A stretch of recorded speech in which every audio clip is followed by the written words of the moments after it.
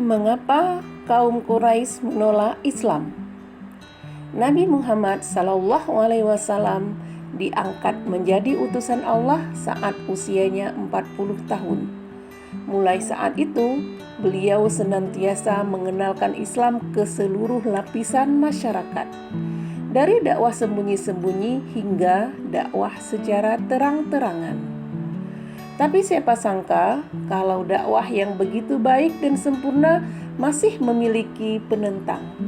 Bahkan penentang itu datang dari keluarga Rasulullah sendiri, yaitu kaum Quraisy. Ada beberapa hal yang diduga sebagai alasan mengapa kaum Quraisy menolak masuk Islam. Beberapa di antaranya adalah: 1. Takut pengaruh dan kekuasaan yang dimilikinya hilang. Sebagian kaum Quraisy memiliki pengaruh dan kekuasaan yang bagus di kaumnya. Mereka khawatir jika mereka mengakui Islam dan masuk ke dalamnya, maka pengaruh dan kekuasaan yang mereka miliki akan menghilang. Yang kedua, khawatir status ekonomi dan sosialnya memudar. Alasan lain yang membuat para pemuka Quraisy menolak masuk Islam adalah karena ekonomi dan status sosial. Orang-orang ini khawatir kalau mereka masuk Islam, maka ekonomi dan status sosial yang telah mereka miliki akan memudar. Yang ketiga, Islam bertentangan dengan agama nenek moyang. Ada juga orang-orang Quraisy yang menolak Islam karena tidak sesuai dengan agama nenek moyang yang selama ini mereka yakini.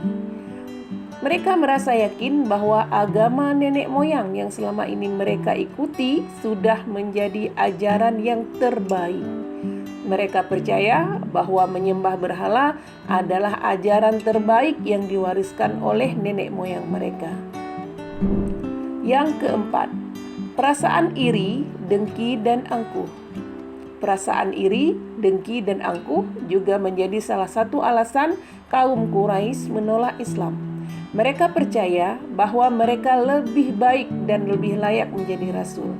Sedangkan orang-orang Yahudi menganggap bahwa kaum mereka lah yang lebih pantas menjadi nabi terakhir.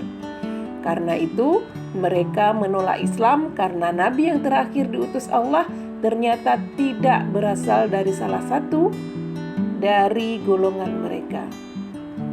Selain itu, ada pula Amru bin Abdul Wudud yang menolak Islam karena merasa dirinya tidak layak menjadi pengikut seseorang yang usianya lebih muda.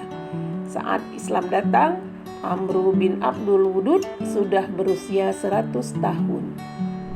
Yang kelima, tidak percaya dengan ajaran dan konsep dalam Islam. Alasan lain yang menyebabkan seorang kafir Quraisy menolak Islam adalah karena ajaran dan konsep yang diajarkan dalam Islam tidak sesuai dengan apa yang mereka percayai.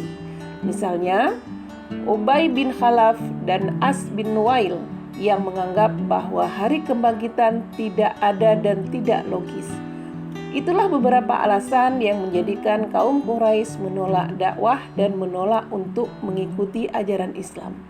Alasan-alasan ini sebagiannya masih ada sampai dengan sekarang. Beberapa orang ada yang menolak Islam karena salah satu atau beberapa alasan tersebut.